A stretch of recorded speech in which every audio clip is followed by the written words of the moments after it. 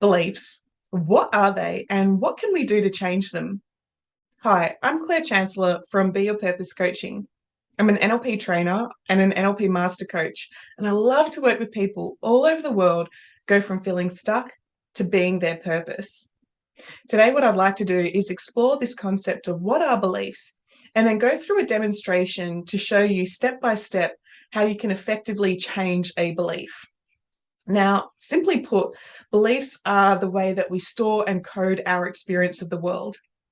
When you think about it, we've got our five senses, our sight, our hearing, our tasting, our smelling, our feeling. And as the information from the outside world comes into us, it's the five senses that take in that information that the mind then converts that throughout a variety of filters to be able to make sense and meaning of the world that we live in. Now, somebody may have one experience where they feel like completely scared by an experience, whereas another person may feel completely charged up and excited about the same experience. And yet two different people, one experience, and yet they put two different meanings to the experience. And this is just the basic steps of how a belief is created. So what I'd like to do here is I'd like to share my screen with you to go through some slides to give you that visual understanding of what I'm talking about. So when it comes to the belief change, I'm talking about a submodality belief change here in this demonstration. Now, when we think about the power of beliefs, we all experience the world differently. While some siblings may have been exposed to the same upbringing, they're going to code their reality completely different. So as a sort of trivial example, one example where a sibling may absolutely love the sight of cows and the smell and the look and the energy of them, yet another sibling may be completely scared of cows. Now, the question is why? What is the difference? And what is the difference is it comes back to our submodalities. As I was saying earlier, it's the five senses that give us meaning to the experience that we're having. So going into more detail, what are submodalities? So as I've already said, the submodalities chunked up are about our five senses.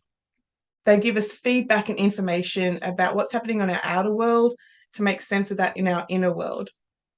So again, it's about what we take notice of, what we see, hear, feel, taste, and smell. And so the better awareness that we have of what's going on outside of us, the better we get to choose our experience of the world. So as a quick example here, the submodalities are the qualities of the senses. They give us more information about the experience. So as an example, when you think about, Friday night pizza night, we get in touch with the color, the smell, the taste, the experience if you're a pizza lover.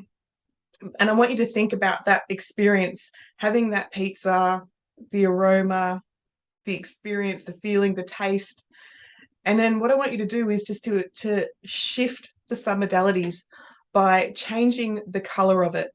Let's just drain the color out, blink it black and white.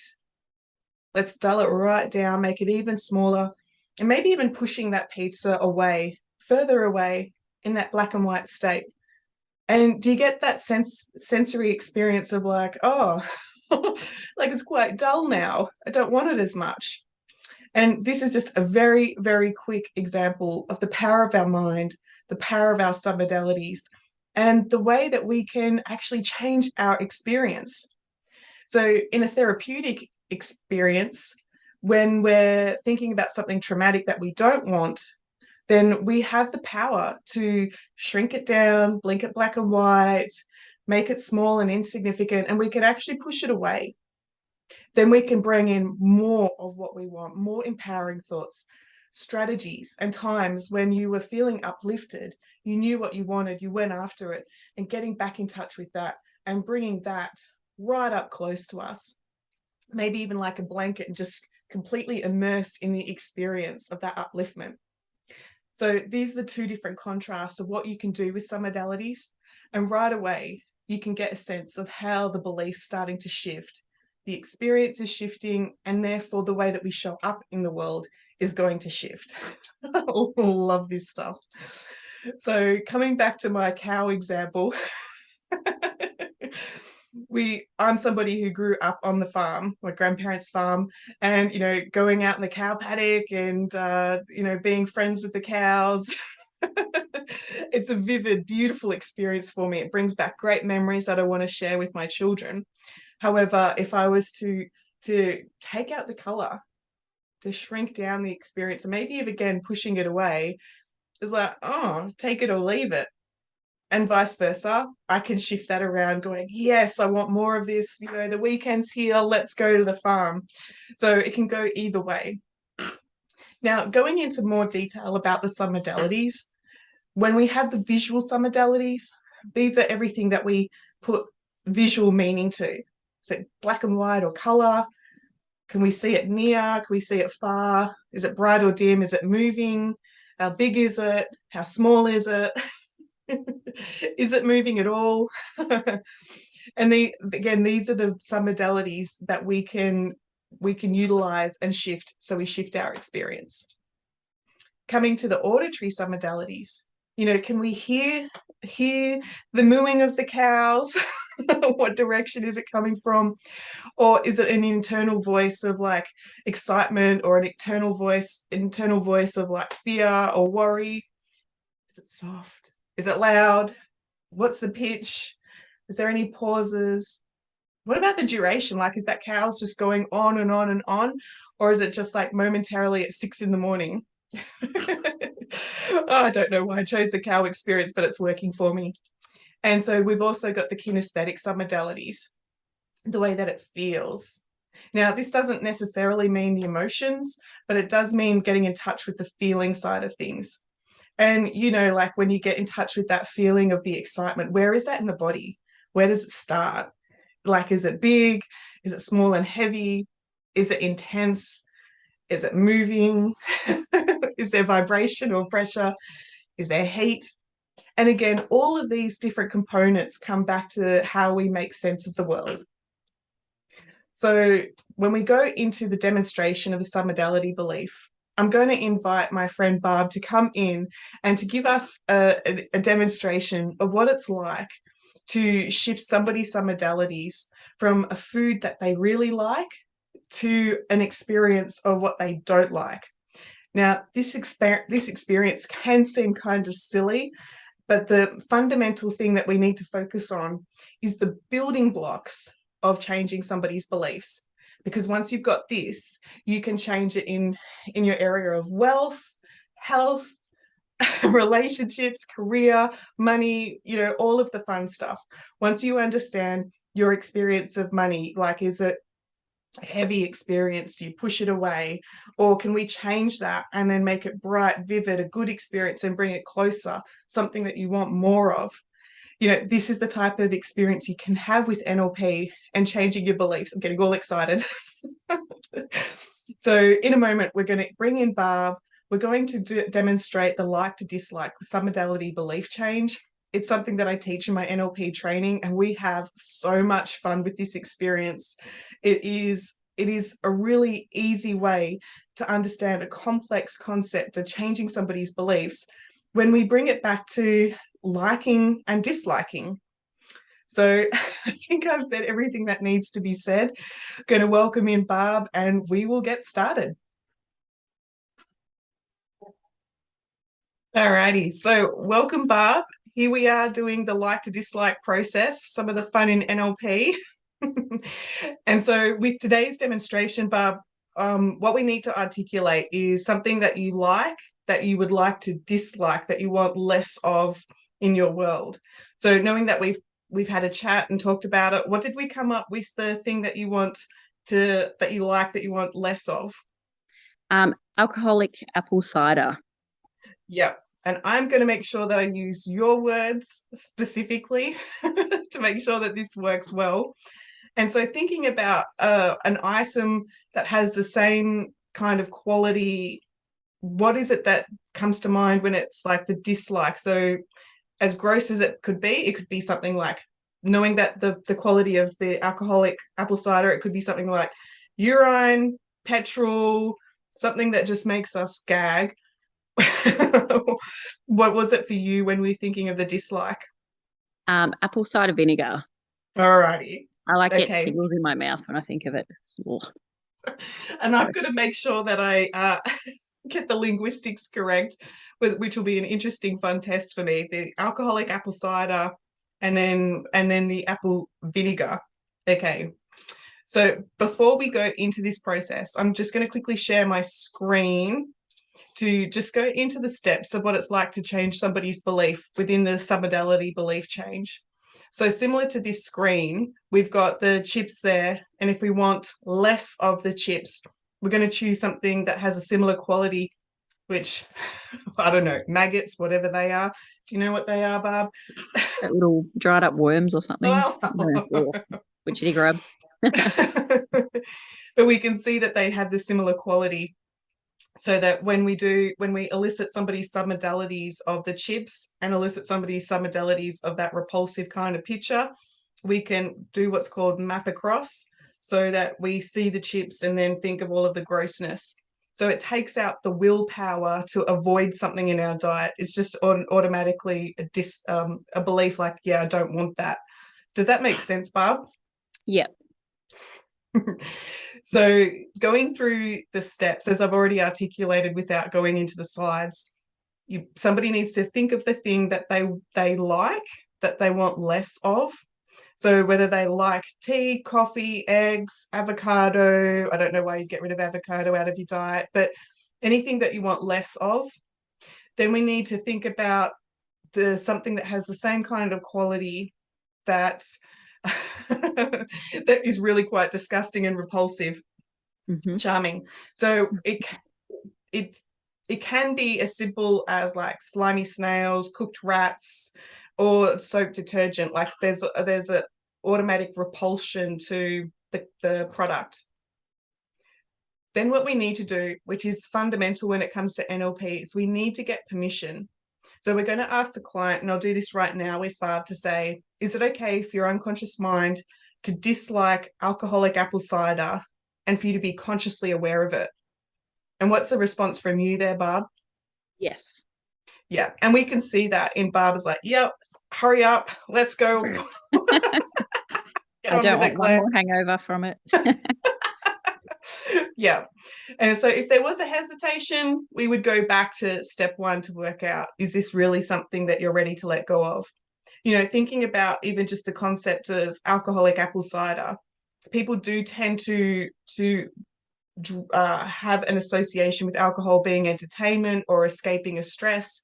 So when it comes to the ecology of changing something in someone's diet, we just need to make sure that they're responsible enough to be able to find a substitute. If they're escaping something, with wine, okay, if we get rid of this, then maybe bring in exercise or journaling versus versus the entertainment. Okay, where else can you find entertainment in that endorphin release? So the steps that I'm going to go through with Barb is, obviously Barb and I are in rapport. We've known each other what feels like lifetimes. We've identified the like of the food or the drink that we wish to change. Now we're going to calibrate. So just checking in with Barb there, on a scale of 1 to 10, 10 being the most, how much do you enjoy that alcoholic apple cider? I'd say about an 8. And so with that, we know that the drive, it's quite high on the scale, and this will probably work really perfectly. Now, I'm going to quickly just stop sharing screen and we just check in with Barb. When you think about the picture that comes to mind of the alcoholic apple cider, is it a glass? Is it a bottle? Is it by the couch? Is it out on the deck? Like, what is the picture? It's just the can itself. Oh, the can? Yep. Yeah. Okay. And so that's important to start off with, is to know exactly what we're talking about so that there's no miscommunication. Now, what I'm going to do in a moment is I'm going to elicit the submodalities of Barb's like of alcoholic apple cider. And this is how bright she sees it or how strong it feels. We're going to demonstrate that in a minute. And then what we're going to do with NLP is we're going to break the state. So I'm going to ask Barb, what's her phone number backwards? Or, oh, look at the birds outside. I'm going to just give the mind a break from being immersed in that experience.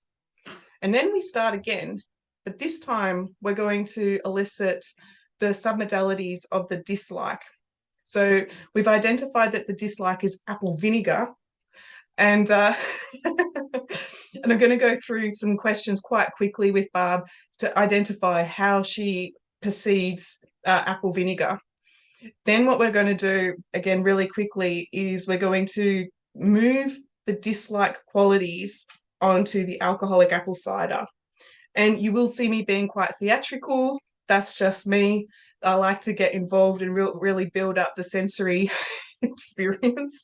But this NLP process is so powerful that you could just read it quite boringly, move this, do that, and you'll still get the results. So don't mind me. It's just I always have a lot of fun with working with clients. The important things to note is that when I elicit Barb's submodalities, whether it's the like or dislike, I need to go through the steps quite quickly. I don't need her to build a story around it. I just need quick, short, sharp answers. And the next thing I need is to be able to use her words or her gestures. So Barb may say like, yeah, it's really quite round.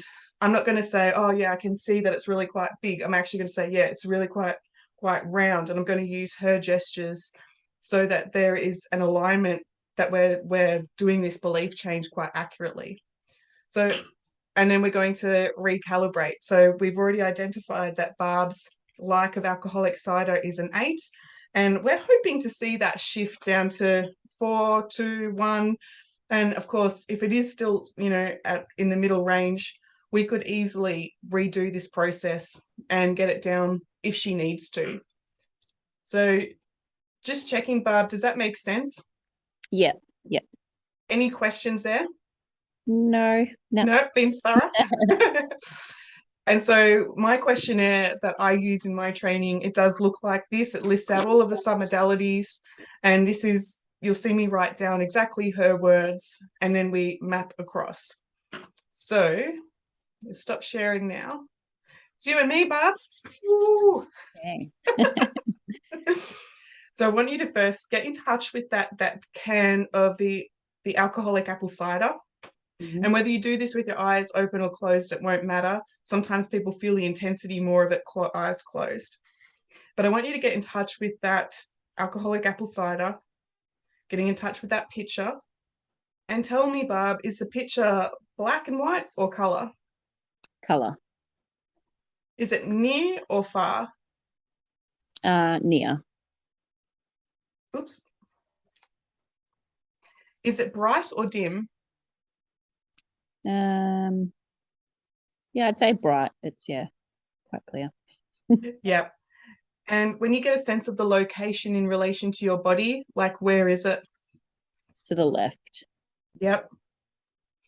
And the size of the picture? What it is in real life, like can size. And when you see the picture, do you see the item, or do you see yourself almost drinking it or in that picture? I just see the item. Yep. Is that item focused or defocused? It's focused. And as it's focused, just checking, is it is it framed or is it panoramic, like it just goes all the way around you? It's not panoramic. It's just, I'd say maybe framed. It's just sort of there. Yeah, just there. Yeah. And for everybody listening, I'm actually just going to note, just to bring in Barb's experience of it just being there. She already gets it, so we don't need to be specific. Now, that picture there, just checking, is it moving or still? It's still. And is it 3D or flat picture? Flat picture. Perfect. Now, are there any sounds that are important to that experience? Like the cracking it when you open it. Yeah. The noise that it makes. And that cracking in the opening of it, the location of that barb, is that hearing it from the outside coming in? Yeah. Yeah. Is there any sounds internally when you notice that it's crackling and opening? No. Is that crackling and opening it sound loud or soft? It's loud. Yep. Fast or slow? Fast. Is there any sort of weight to that sound? Not really. No. Yep. Any quality that's sort of distinctive to that sound that just stands out? No, it's more just the sound of it. Just Yep. it's just very obvious. Yep. And then checking in, I know that it's obvious, but I just want to be thorough with this demonstration. Is there any duration like that? Is it clicking over and over and over? Is it clicking and then it's like, or anything like that? Yeah. So doing that click and then. And just checking, is there any uniqueness to that sound?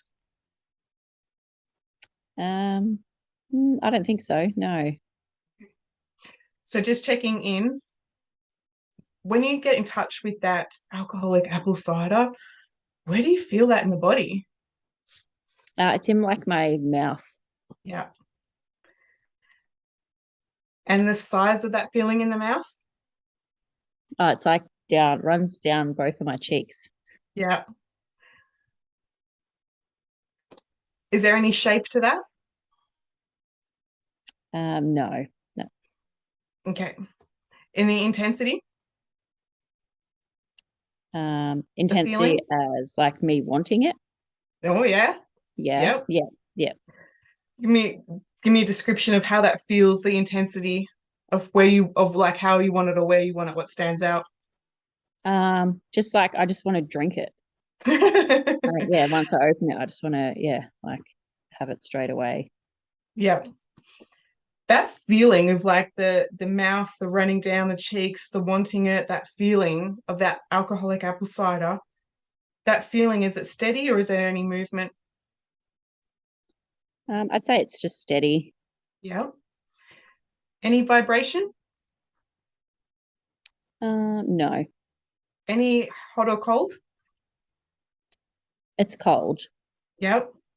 And that cold sensation, is there any weight to it? No. Yep. Okay. And then thinking about that alcoholic apple cider, what do you say to yourself when you think of it? That I want it. Yay. And we Yeah. think of popcorn, we think of your phone number backwards. You don't have to say that out loud, but we're going to break state. Beautiful day outside. Yeah. And so coming back to that experience, Barb, that was pretty straightforward. Yeah. And for anybody listening here, it's quite significant to know that Barb's rep system, she's very much weighted in the visual, a bit of that in the kinesthetic and the auditory digital. So her auditory in itself was quite low. So I don't need to put a lot of emphasis in that, but I do need to put the emphasis in the visual. Does that make sense with your rep system, Barb? Do you remember your rep system? I think so. I think visual was up there with the AD that I was. Yeah. Oh, yeah. And when it comes to this process, the AD side of things, like what do you say to yourself when you think of, like, we only really got that one question, and so it's like, yeah, the visual and the AD, that's where that certainty was. Yeah. Okay. So so coming back to elicit the submodalities of apple vinegar, getting in touch with that. The apple vinegar. Ew. Yeah. Yeah. Is there a picture that comes to mind for you? Just it's just gross. Like, I don't know. Just Yep. Yeah, I don't know. It's just not nice. No, it's not. But when you think of the picture of apple vinegar, is it like a bottle? Is it in the laundry? Yeah, Is it in the it's cupboard? like a little shot glass next to a bottle. Oh, yeah. Okay. Yeah. Now, getting in touch with that shot glass next to the bottle, is that picture black and white or color? Color. Is it near or far? I'd say far. It's not very Yep. close, no. Is it bright or dim? Bright. Yep. The location of that shot glass and the bottle, whereabouts is that in relation to your body? It's sort of in front of me. Yep. Yeah. And the size of that picture? What It would comes to be mind? like, yeah, the normal size. Yep. Now that picture, obviously, you've already described that you're seeing it. You're not in the picture with it. Okay. And then I'll just write that down. Mhm. And that picture, is it focused or defocused? I'd say it's like I could see, or maybe not, maybe defocused. It's not overly clear. I just see. Yeah. Yeah. Watching Yeah. your eyes, I was like, yeah. With that defocused, is it changing or is it steady? It's steady. Yeah. That picture, is it framed or panoramic? Um, I don't know, I'd say panoramic, like there's no frame around it. It's just in the position Just that it constant? is. Yeah. Yeah. And that panoramic picture, just checking, is it a movie or is it still? It's a still. Yeah. Yeah. 3D or flat? I'd say flat. Yeah. Okay. Now, is there any sounds that are important when it comes to that apple cider vinegar? No. No sounds at all? No. Okay. So I've got to skip that piece. And then when it comes to the kinesthetic, so where do you feel that sensation of that don't want it kind of feeling with apple vinegar? Where is that in the body? It's sort of like my throat and my Yeah. chest. Ugh. Yeah. Yeah. Is there a size to it? Um, Not really. Yeah. Is there any Yeah. shape to that throat and the chest that not wanting it? I'd say like I when I think of it, it's like the shape of my lungs, like Yeah. esophagus lungs. Yeah. Cool.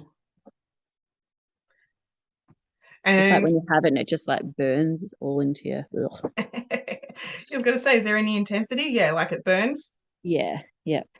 Is that burning sensation steady or is it just any duration to that? It's just yeah, obviously when you have a shot of it, it's just that and then it goes away. Yeah. It goes away. Yeah. Yeah. Okay. I'm just checking. I know we've already said that it burns, but is there any other heat, cold, pressure, anything like that? No, just that burning Yep. response. And that weight to that burning. I don't feel like there's weight to it. It's just more a sensation. Yep. Yeah. Okay. Okay. And what do you say to yourself when you think of this apple vinegar? That it's yuck. Like it's gross. Ugh. Just not nice. Tastes like crap. Awesome.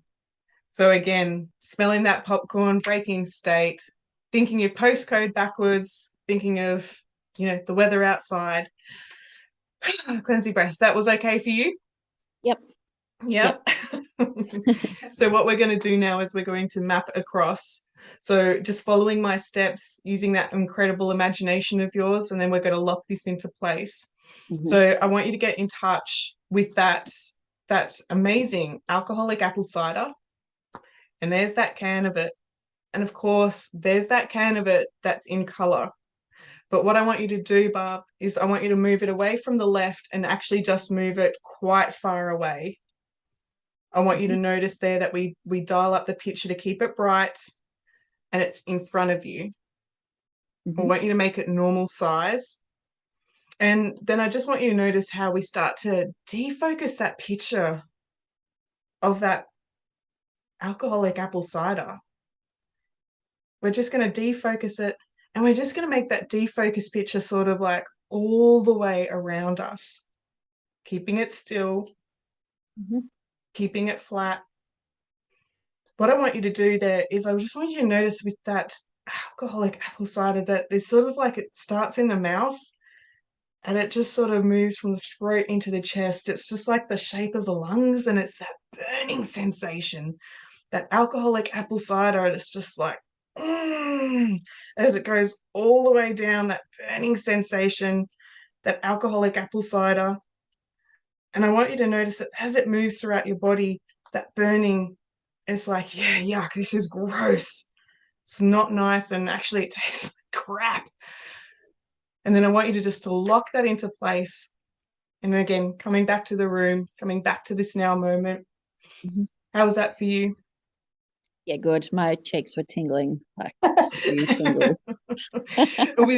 And that process normally goes a little bit longer because there's the auditory components, but for you it was just like, no, there was no sound. And I probably could have even said like no sound. It's just like the nothingness of it. Oh. Yeah. So thinking about the alcoholic apple cider on a scale of 1 to 10, 10 being the most, how much is it desirable right now? I'd say like a 2. Like, I really don't want one. You really don't. Oh. Ew. It's not a can. I nearly got it. No, almost. But still, the colour. Ew. I know, and I was in that experience too. Like, oh, do I really want to drink that burning yuck lungs? And Ooh. No, thank you. So we just get your unconscious mind to lock that into place. But of course, Barb, if there's a time, a place where there was a decision that you wanted to bring that back into your diet, of course, we can completely undo that. However, the willpower right now is telling you like, no, it's burning, it's gross, it's yuck, it's defocused, I don't want it. Yep. And so yes, you can undo this, but the question is, why would you want to? So do you have any questions on that? Not really, no. Like, yeah, I was okay with doing alcohol because I thought I can bring it back. But as I said, I want to stay off it for a while, so it's a good thing. Yeah. So, and it would be thinking of just the current season of what have we got, like dry November coming up or whatever it is, dry July. I have no idea. I don't drink alcohol, but it's a good experiment to play with. And then fundamentally it comes back to the building blocks of seeing how quickly Barb responded to that. And then if we were working on money, career, their relationships, that we would simply do some of that maneuvering of the submodalities to be able to get her to believe in herself, believe in what she can create, and the potential in that. So Thank you, Barb. Thank you, everybody. Thank you. Okay, so that was the demonstration with Barb, the submodality belief change, like to dislike. It's just amazing how quickly we can change somebody's reality by understanding the building blocks and how they formulate a belief to be able to experience a completely different reality. I imagine now when Barb reaches for something to drink, she won't be needing willpower. It'll just be a choice. There'll be that yucky kind of sensation when it comes to the alcohol that she wanted to dislike, and reaching for probably a more healthier option. And this is going to make a big impact into the way that she feels, no more hangovers, feeling good about herself, and knowing that she has the power of choice. Again, not that draining willpower kind of feeling. It's quite remarkable. So if you'd like to experience any NLP processes or experience the NLP training, get in contact with me. We have a lot of fun changing all of these different concepts into easy, bite-sized, understandable pieces. So I'm Claire from Be Your Purpose Coaching, and I will talk to you later.